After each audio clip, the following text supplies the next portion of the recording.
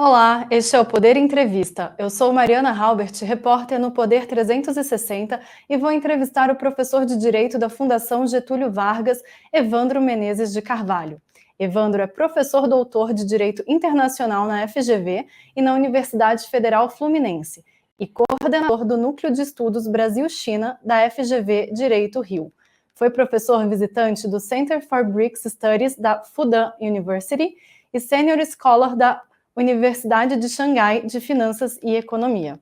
Professor, muito obrigado por ter aceitado o nosso convite. Eu que agradeço o convite, Mariana. Obrigado. Agradeço também a todos os web espectadores que assistem a este programa. Esta entrevista é realizada ao vivo no estúdio do Poder 360 em Brasília, em 15 de março de 2023. E para ficar sempre bem informado, inscreva-se no canal do Poder 360, ative as notificações e não perca nenhuma informação relevante. Professor, o presidente Luiz Inácio Lula da Silva visitará a China na próxima semana, entre os dias 26 e 31 de março. A viagem é tida pelo governo como um dos principais esforços da nova gestão para a política externa brasileira. Quais são, na avaliação do senhor, os principais objetivos dessa viagem? E para a gente contextualizar um pouco melhor a relação entre o Brasil e a China, qual é hoje o cenário político do país asiático? Bom, acho que o primeiro objetivo, Mariana, deste governo é transmitir uma mensagem para o governo chinês de que o diálogo político entre os dois países será um diálogo fluido, né? Uhum. Devemos lembrar que no governo anterior do ex-presidente Bolsonaro, sobretudo os 2 primeiros anos, foi um período muito difícil em que o próprio presidente brasileiro, né, ele tinha uma retórica agressiva, né, em relação à China, à nação chinesa, ao governo chinês, né? Basta lembrar a alusão ao vírus como o vírus chinês, né? Então isso criou realmente um ambiente de dificuldade, né, para um diálogo de alto nível entre presidentes, né? Então, por mais que a gente possa dizer que as relações comerciais entre Brasil e China durante o governo anterior continuou evoluindo, mas muito mais pela complementaridade entre os dois países, os interesses em jogo. É verdade também que os governadores, né, dos estados federados do Brasil intensificaram esforços para estabelecer uma relação com a China em função da pandemia, atrás dos insumos, né, para combater o vírus Covid-19, né, isso também acabou também criando uma outra possibilidade, inclusive, de diálogo com a China, né? Mas, veja, no final do mandato do Bolsonaro, a embaixada da China ficou sem embaixador, tinha um encarregado de negócios, né? E isso, de fato, já era uma sinalização de que o diálogo não estava indo muito bem, isso já é sabido. Então, o governo atual, com essa viagem, primeiro transmite a ideia, né? A ideia seria essa, né? De que quer fazer um diálogo de alto nível entre presidentes, com abertura, com possibilidades de discutir diversos tipos de cooperação. E também reajustar ou reposicionar o Brasil nos espaços em que ambos os países estão presentes com regularidade, como é o caso do BRICS, né, em que todos os anos há uma reunião de cúpula, e que até então a China que tem praticamente carregado nas costas, né, o BRICS, a gente pode dizer isso tranquilamente. O caso do novo Banco de Desenvolvimento, né, que foi criado pelos 5 países que fazem parte do BRICS. O Brasil também precisa aí discutir qual será o papel dele no Banco Asiático de Investimento em Infraestrutura, que entrou com uma cota muito pequena, né? Além, obviamente, de discutir ou levar propostas e iniciativas conjuntas para o incremento das relações bilaterais, que vão completar 50 anos no ano que vem, né? O ambiente político, ele é no geral, você fala no âmbito internacional, ou relação Brasil-China, né? Sim. O fato é que é o seguinte, né? Esse momento presente é bem diferente daquele do Lula 1, Lula 2, né? Então, temos num contexto maior uma relação difícil entre Estados Unidos e China, uma relação de intensa competição, porque as projeções, apesar de todas as dificuldades de pandemia, do unilateralismo norte-americano, do protecionismo, sobretudo no período do governo Trump, mas continua agora. Apesar de tudo isso, as projeções econômicas é que a China provavelmente superará a economia dos Estados Unidos em 10, 15 anos, né, o PIB nominal, né, porque em paridade de poder de compra já superou.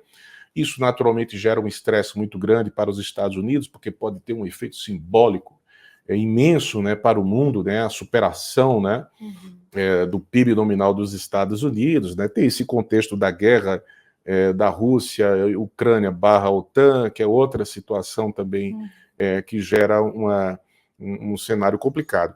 E a previsão do crescimento da China para esse ano é de 5%, é uma notícia boa, sobretudo se comparar com as previsões de crescimento dos outros países em desenvolvimento, né? Mas isso não significa, né, que a economia chinesa vai salvar o mundo. Né? Então o Brasil precisa ter muita clareza do que quer desta visita agora que se aproxima. E a gente não está vendo essa clareza explicitada, né? O governo brasileiro ainda não detalhou qual vai ser a agenda, inclusive integrantes do governo que devem acompanhar o presidente também não tem uma agenda tão bem definida.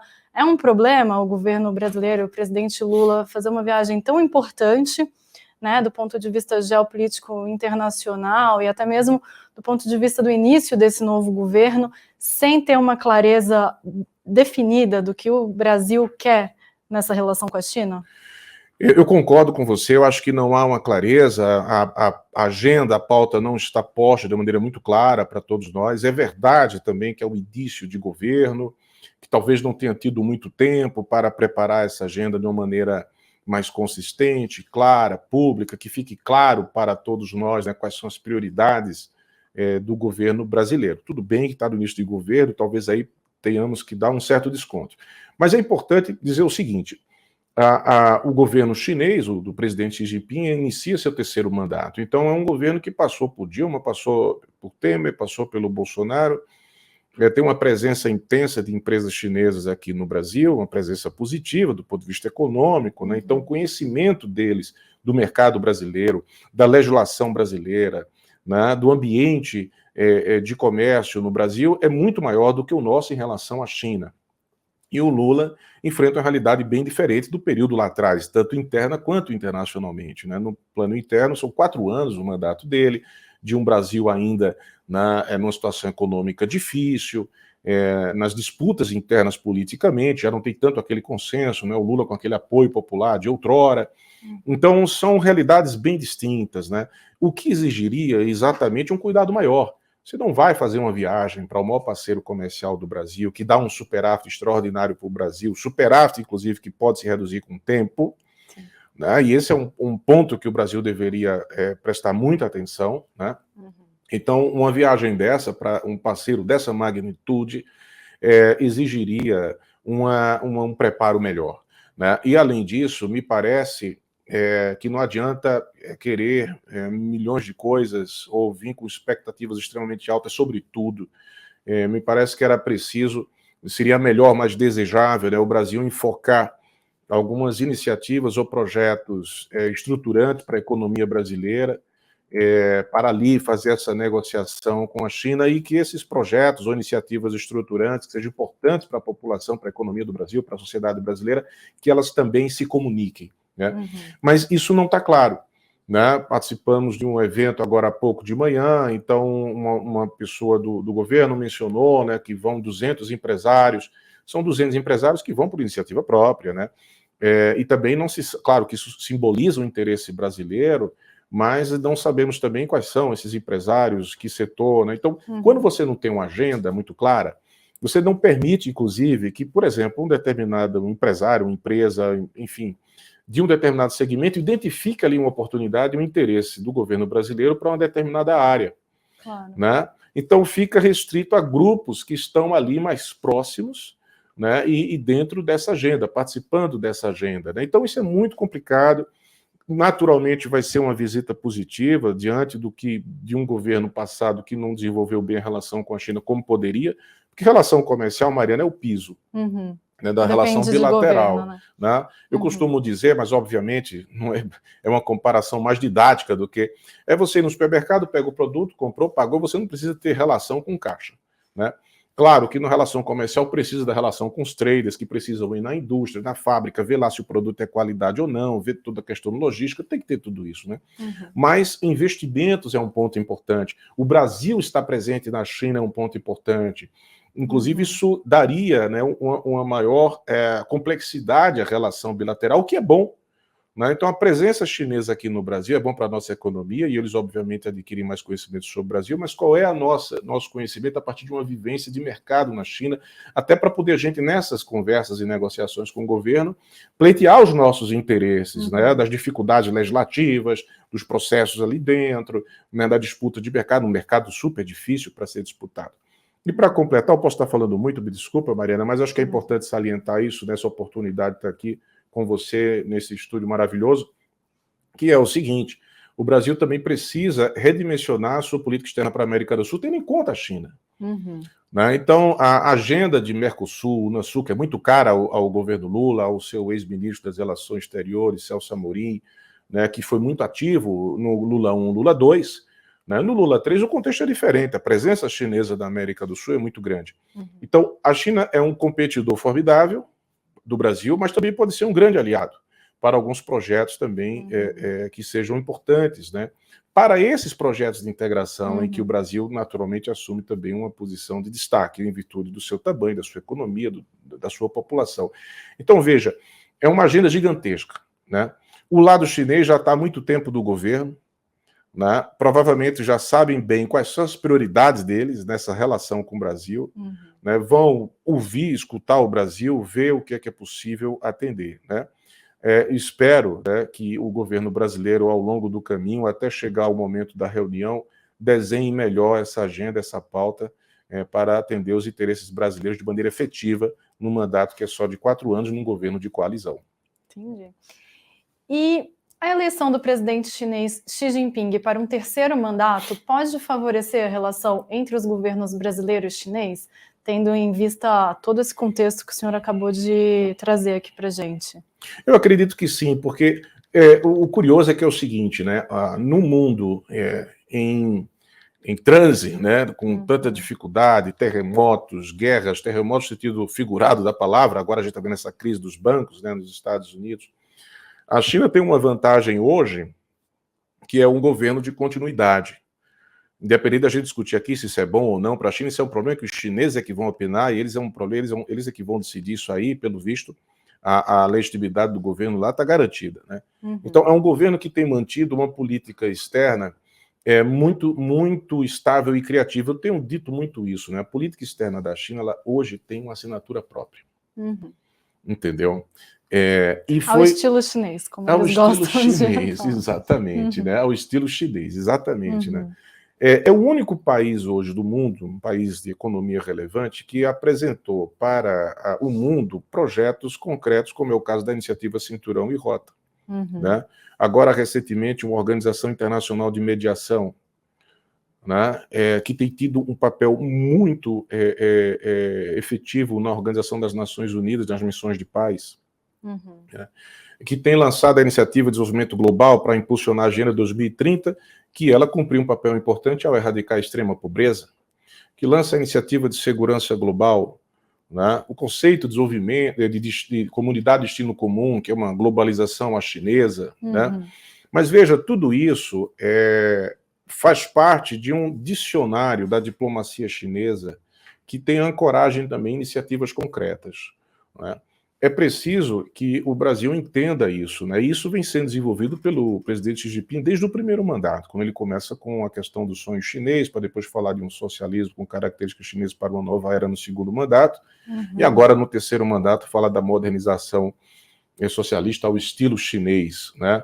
Em que passa a contar cada vez mais. Isso é interessantíssimo, isso eu tenho muito sublinhado isso, né? Ele chama da bela tradição da cultura chinesa, né?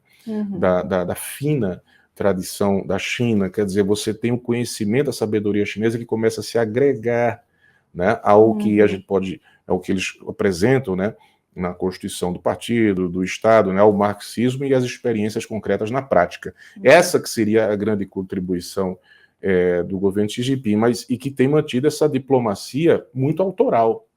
Então, o Brasil precisa estudar essa diplomacia, dialogar com os chineses em função desse conjunto, né? Não é só palavras, né? Mas de iniciativas também que a China tem trazido. Então, um país que sai de um governo complicado como foi o Bolsonaro, uma política externa completamente destruída, né? E entra com Lula, né? Que gosta de uma diplomacia presidencial, né? Mas é uma China diferente, completamente diferente, né? Então, é preciso, o Brasil estar ciente disso, e eu acho que é uma coisa positiva que esteja ainda o mesmo governo, né? Porque tem uma linha de continuidade. Agora o Brasil precisa entender e estudar essa linha de continuidade.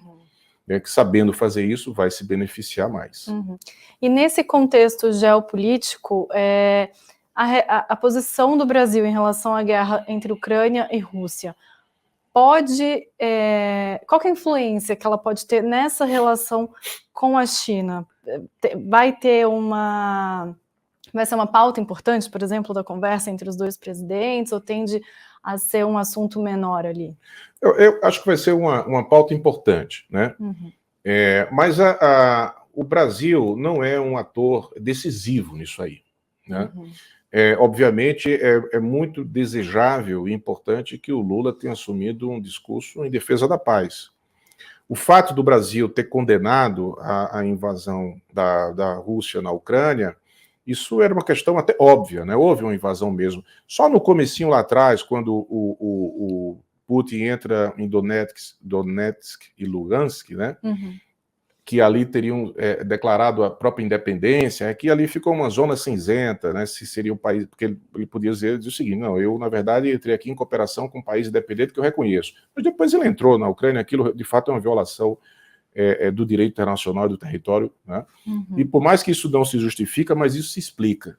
Então tem questões de interesse nacional, ele vai dizer de sobrevivência do Estado, esse tipo de coisa. Então o Brasil tinha que condenar, inclusive se está em linha com a própria Constituição, no artigo 4º dos princípios que regem as nossas relações internacionais. Mas o Brasil também se negou a oferecer armas para a Ucrânia, né? Então, essa postura foi importante, eu acho que o próprio Putin entendeu que é uma posição a rigor de neutralidade, né? Uma compensação em relação a um posicionamento à luz do direito internacional, mas não quer colocar lenha na fogueira, né? Mas o fator decisivo, o Estado, que pode realmente ser um fiel da balança, né, para tentar chegar a uma solução, é a China, né? O fato do Brasil levar esse tema nesta reunião para a China mostra que o Brasil quer estar presente nessa discussão, mas a China já vem conversando com o Putin, agora tem perspectivas de conversar com Zelensky, né? Então é ela que, de fato, tem jogado o grande jogo, né? Porque, enfim, né, envolve interesses maiores, e eu acho que isso não vai afetar a relação bilateral, o posicionamento do Brasil em relação à Ucrânia ou à Rússia, não afeta em absolutamente nada, do meu ponto de vista, a relação com a China. E a gente está falando de uma melhora da relação entre Brasil e China, de uma perspectiva de que a relação comercial entre os dois países possa aumentar. Eu queria saber se a troca de comando no banco do BRICS, do Marcos Troiro, por Dilma Rousseff, já foi uma demonstração dessa mudança de relação? Essa é uma boa pergunta, né? Porque é preciso a gente tentar ver aonde se encaixa aí, né, o novo Banco de Desenvolvimento, né? É uma organização internacional, né, que tem recursos para financiar projetos de desenvolvimento, sobretudo verde, né, sustentável. Essa agenda é uma agenda importante. Que tem um escritório regional, né, aqui na África do Sul, na Índia. Então você tem uma preocupação com todos os 5 países. E a indicação da presidenta Dilma Rousseff para ser presidente do banco acaba que, de fato, é uma sinalização do governo, né, de que o Brasil quer estar mais presente ali, né, nessas questões do banco. Agora, ela será uma funcionária internacional, né, obviamente no cargo de comando, né, como presidenta do NDB, do New Development Bank. Mas ela ali terá que tem em conta, né, o acordo constitutivo, né, os compromissos, as demandas de todos os países. Então, ela vai cumprir o papel de interesse, e deve ser assim, do novo Banco de Desenvolvimento. Né? Então, não é uma questão de estar no NDB e o Brasil, então, vai se beneficiar, ou isso é uma relação que vai influenciar ou determinar a relação do Brasil com a China. O que vai determinar a relação do Brasil com a China é o Brasil ter uma política externa consentânea para isso. E aí tem um ponto, Mariana, que eu chamo muita atenção, né? No meu entendimento, há poucas pessoas no governo que realmente conheçam a China, que tenham vivido a China, que estudam a China, que entendam a China de maneira aprofundada, e eu não vejo esse governo se mobilizando nesse sentido para ter uma relação com a China mais construtiva, porque a China é um mundo dentro do mundo, não é apenas mais um país, né? Então, vou dar um exemplo simples, né? A China tem o Fórum Macau, que ela criou com os países de língua portuguesa.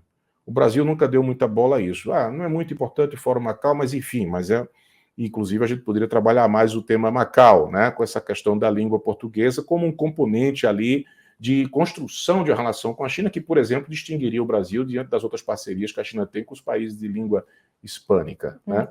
A China criou o Fórum China-CELAC, os países da comunidade de Estados latino-americanos, que o Bolsonaro retira o Brasil, o Lula coloca de volta. Né? Então, ela tem essa presença. Então, a agenda do Brasil com a China, ela não... Veja, o NDB é importante, mas não é tudo. Né?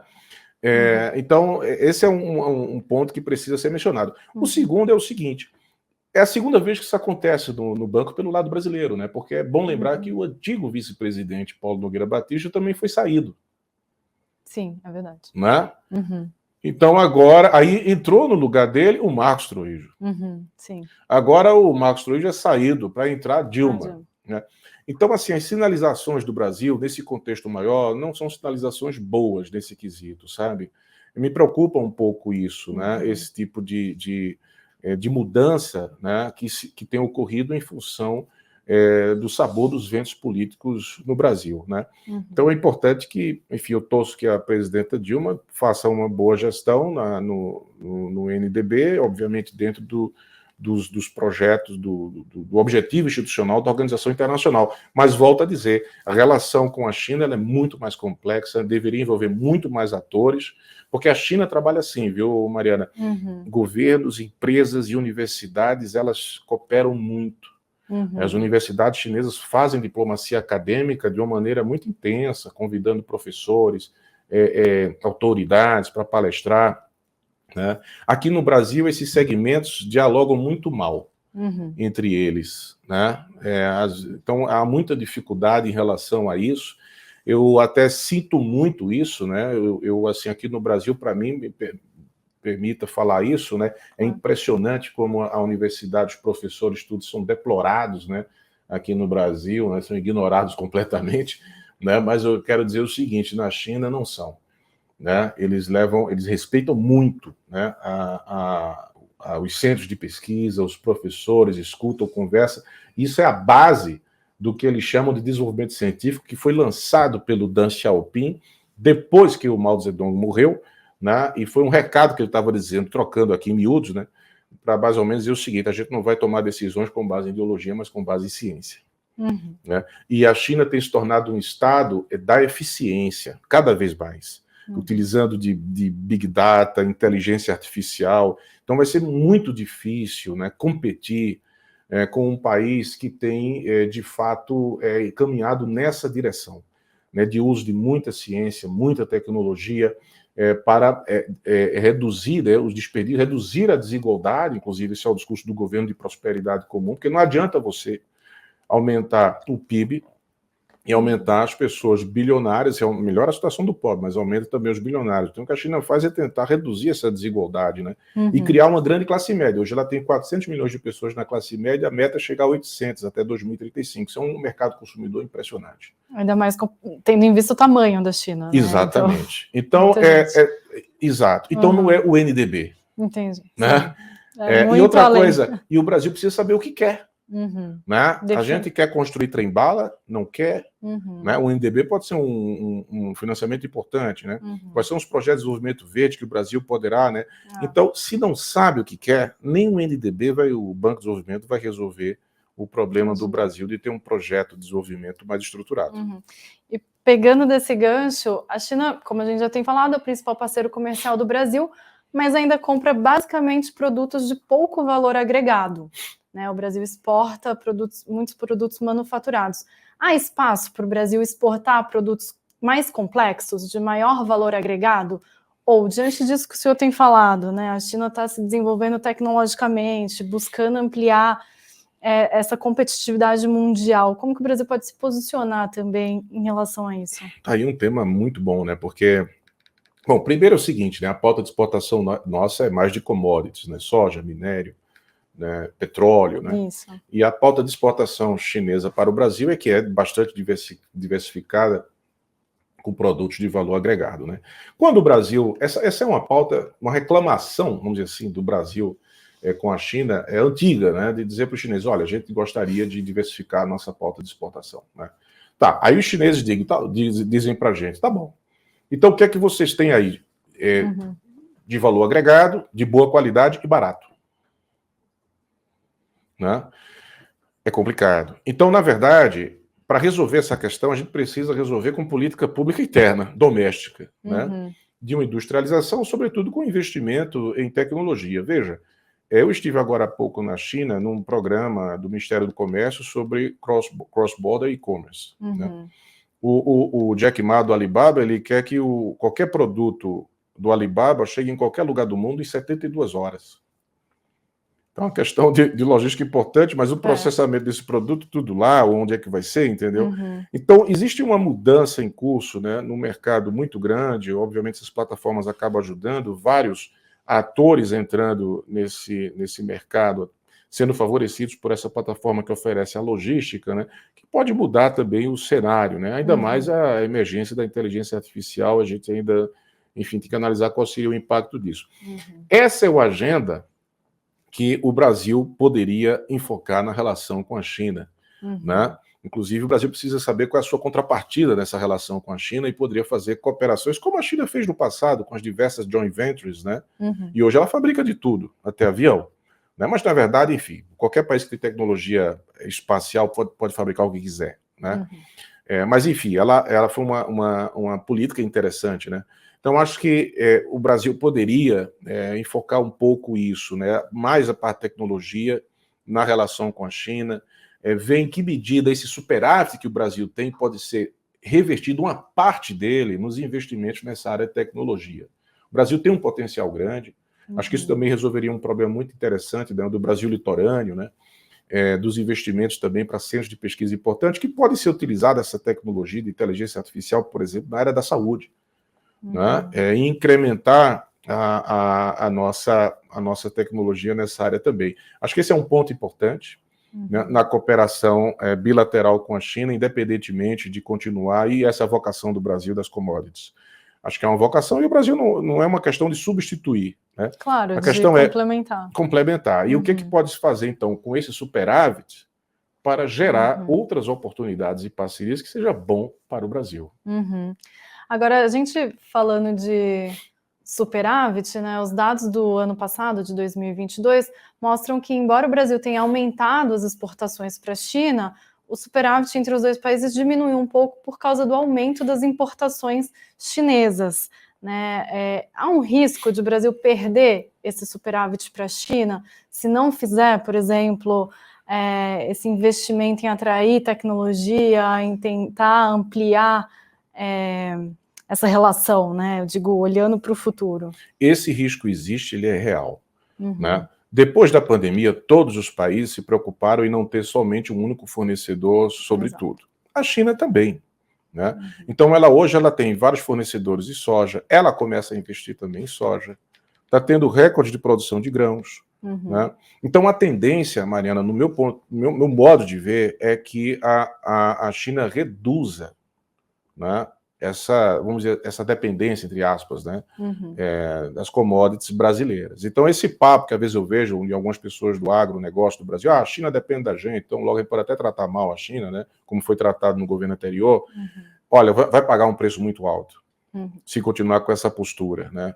Então, a China, ela já está preocupada com a sua subsistência ali, até pelo contexto internacional, de uma relativa hostilidade de alguns países que estão se aliando aos Estados Unidos nessa tentativa de evitar que a China né, ultrapasse os Estados Unidos. Então ela procura realmente garantir as condições dela ali de sobrevivência até para uma eventual situação de um conflito um pouco mais intenso com os Estados Unidos. Então o Brasil precisa prestar muita atenção nisso, né? Então a tendência, do meu ponto de vista, é de uma redução desse superávit, e o Brasil, nesta ida agora, já poderia começar a pensar como criar oportunidades de negócios que possam ser vantajosas para o Brasil a médio e longo prazo. E isso depende de uma coisa muito importante, sabe, Mariana, que é investimento na educação e na inteligência brasileira.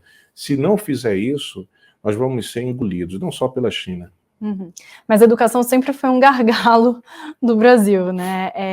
Dá para importar, então, digamos assim, a experiência, parte da experiência chinesa de desenvolvimento educacional e tecnológico? O Brasil pode aprender também? Eu acho que o Brasil precisa agora realmente ter humildade, né, de aprender com vários países, mas a gente está tratando de China aqui, aprender com a China, né?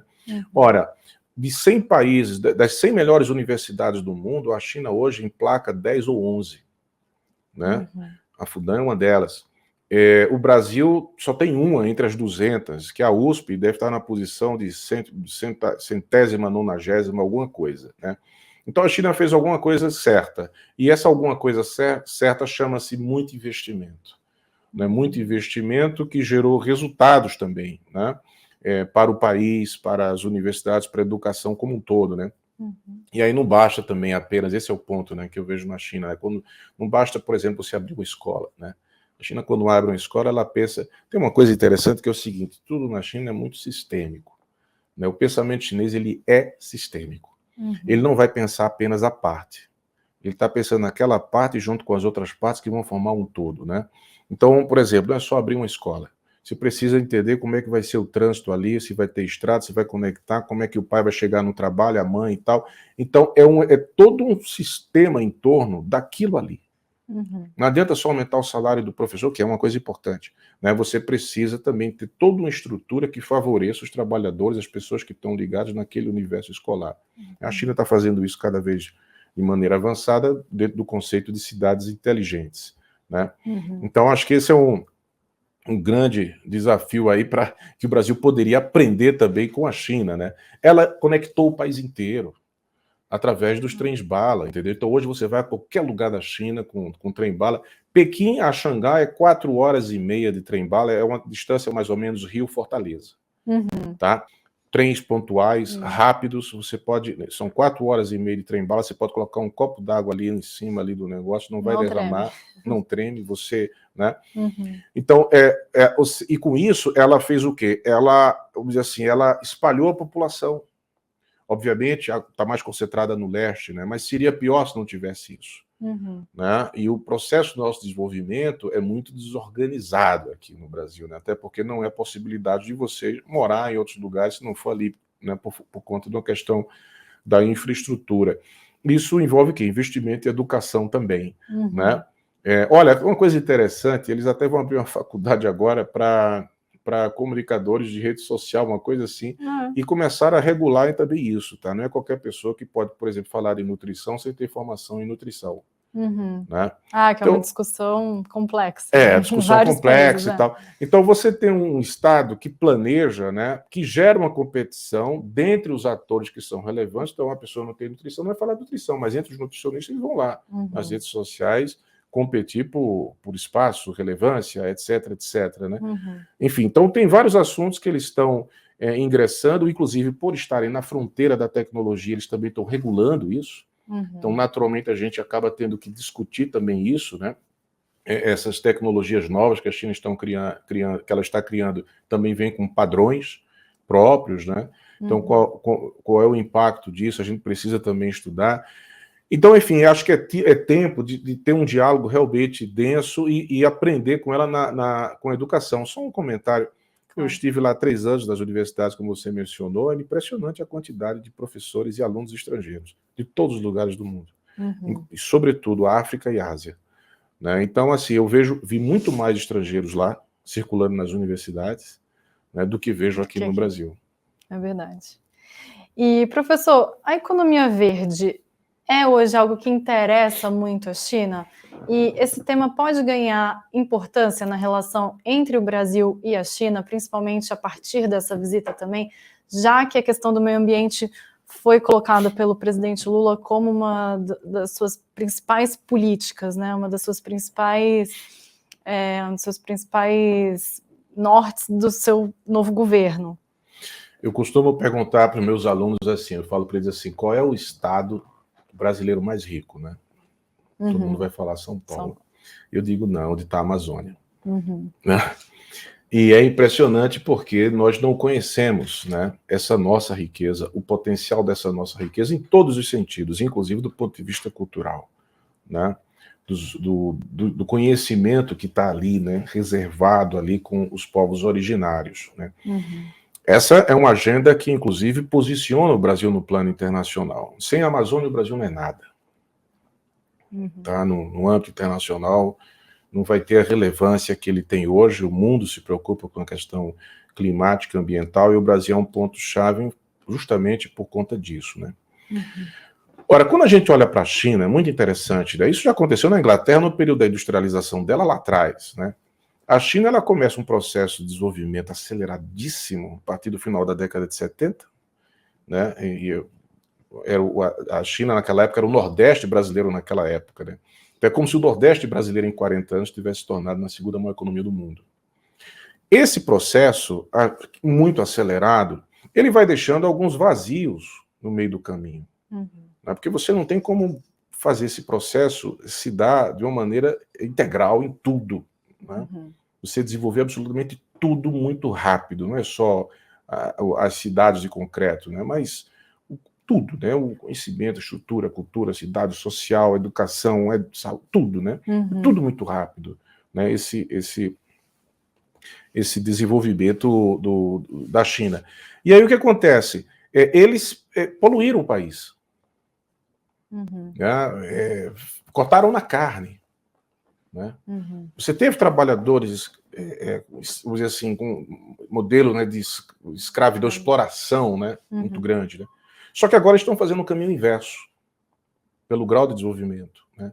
E aí a China hoje se torna líder em energia eólica, né, se torna líder em energia solar. Né? Os carros elétricos, olha, Maria, eu estive agora, né, em Pequim, e eu tinha lido, um pouquinho antes da pandemia iniciar, que o governo de Pequim iria alterar toda a sua frota de táxi para carros elétricos. E que isso tinha que ocorrer em 2, 3 anos, enfim. Aí eu fui agora, todos os táxis que eu peguei eram carros novos elétricos. Então, aquilo que eu li como notícia, né, eu vi. Né, os carros não são silenciosíssimos, você nem sabe se ele desligou ou não, né? Então, há um investimento muito grande de despoluição, né, dos rios, do ar. O ar de Beijing mudou bastante. No inverno era muito poluído. Né? Eu me lembro de ter ido todos os invernos, eu ia a Beijing e ficava inverno de 2014, inverno... Só que em 2016 eu fui, passei o mês de janeiro lá, que é um mês frio, né? A maior parte do mês céu azul, poluído, mas céu azul. Né? Antes era o poluído, muito poluído, que é aquele céu cinza, pesado, aquela coisa. Nem dá para ver o céu. Então, assim, eles consideraram isso a prioridade. O ex-primeiro-ministro Li Keqiang, ele fala isso em 2014, eu acho, né? Nós vamos declarar guerra contra a poluição. Né? Então, eles, de fato, têm avançado nisso, até porque viram aí uma oportunidade de negócios. Né? Quer dizer, o desenvolvimento verde ajuda na economia também. Né? É bom para todos, bom para eles, até porque as próprias lideranças políticas estão ali em Beijing, cheirando, então eles precisam resolver aquele problema, mas também virou um componente importante da dinâmica do mercado. Então, o Brasil tem uma oportunidade extraordinária de fazer parcerias com os chineses em diversas áreas nesse setor, né? porque não chegamos a poluir o país como os chineses chegaram a poluir em algumas áreas, chegaram a ser até áreas cancerígenas, né? Então o Brasil pode evitar fazer isso, né? De se desenvolver a ponto de se prejudicar demais, mas agora se desenvolver tentando aproveitar-se da experiência chinesa, desse caminhar dela para um país ambientalmente mais sustentável e verde e menos poluído. Mas o senhor poderia pontuar, assim, no que o Brasil pode entrar nessa questão de economia verde? Por exemplo, mercado de crédito de carbono, algo nesse sentido, mais do que parceria só, falando aqui por alto, mas de exploração da Amazônia e tal, poderia ir por esse caminho. Com certeza, porque a China polui bastante, né? Tem o Brasil aqui que não, então o mercado de crédito de carbono acaba sendo aqui algo que pode ser complementar entre os dois países. Então acho que essa é uma frente importante no diálogo entre os dois países, mas eu acho que além disso, né, futuros investimentos chineses do Brasil já poderiam vir com esse selo, né, de carros elétricos, de investimento mais em energia solar, eólica, fazer alguns experimentos no Brasil de cidades inteligentes. Aliás, eu queria até te dizer uma coisa, aproveitar essa oportunidade, porque é o seguinte, a China é um estado unitário, Mariana, o Brasil é uma federação, né? Mas apesar de ser um estado unitário, o governo chinês ele tem uma dinâmica muito interessante de fazer projetos de experimentação antes de nacionalizar uma política pública. Isso aconteceu com a política do filho único, né? Antes de permitir 2 filhos, depois 3 filhos, eles fazem testes, né? Em algumas províncias, deixa que o governador daquela província decida a política lá, e aí eles estudam aquela política daquela província ou daquela cidade durante um tempo, vê qual foi o impacto e depois decide qual é a política nacional que vão adotar para todo o país. Bom, um dos pontos que eu queria mencionar aqui é o seguinte, a China criou várias zonas econômicas especiais. Essas zonas econômicas especiais, as atuais agora, cada vez mais, elas se inserem no contexto de criação de cidades inteligentes e, portanto, ambientalmente sustentáveis, né? Quando eles vieram aqui na década de 60 e tal, antes, eles chegaram do Brasil e foram ver a Zona Franca de Manaus, né? E acharam aquilo interessante, né? Só que eles hoje têm várias zonas econômicas especiais que não são apenas uma Zona Franca, né? Você tem uma dinâmica ali sendo feita. Então, acho que o Brasil poderia também aproveitar essa experiência chinesa e o governo, é isso que eu não vejo aqui no Brasil, né? Planejamento agora de pensar, não, vamos desconcentrar a população, vamos fazer alguns testes em alguns lugares do Brasil de uma zona econômica especial que vai se constituir como cidade inteligente para a gente estudar aquilo ali, tem verba para aquilo, e pode contar com, quem sabe, contar com parcerias chinesas para desenvolver um projeto desse e a gente avaliar como é que isso poderia acontecer. A China chega a um ponto que essas zonas econômicas especiais têm legislação própria. Até regras jurídicas para a solução de conflitos acaba sendo específico também, como se fosse um outro território jurídico, econômico, naquele espaço. Então, ao invés de fazer o que o ex-presidente Fernando Collor fez nos anos 90, de abrir o país inteiro, sem nenhum tipo de experimentação prévia, até sem exigir nenhuma contrapartida para nenhum outro país, a China vai fazendo isso aos poucos. A população de 1,4 bilhão, ela vai analisando essas aberturas que ela vai fazendo em alguns lugares, só que de maneira integral. Né? Então, então, a questão não é só crédito de carbono e mercado de carbono, né? O Brasil poderia pensar outras experiências, iniciativas com a China, contando com a tecnologia chinesa e, ao mesmo tempo, compartilhamento dessa tecnologia para poder a gente depois replicar, né, em outros lugares do Brasil. Bom, chega ao fim esta edição do Poder Entrevista. Em nome do Jornal Digital Poder 360, eu agradeço ao professor Evandro Menezes de Carvalho. Obrigada, professor. Eu que agradeço a oportunidade, né, por estar aqui, conversar com você sobre esse tema que eu gosto muito, né, e parabéns aí por esse estúdio maravilhoso, toda essa equipe. Eu tive a chance aqui, para quem não sabe, já digo, conhecer aqui o Poder 360, estou impressionado com a equipe, uma equipe grande, uma estrutura espetacular. Parabéns. Que bom, obrigada. E agradeço também a todos os web espectadores que assistiram a este programa. Esta entrevista foi realizada ao vivo no estúdio do Poder 360 em Brasília, em 15 de março de 2023. Para ficar sempre bem informado, inscreva-se no canal do Poder 360, ative as notificações e não perca nenhuma informação relevante. Obrigado e até a próxima.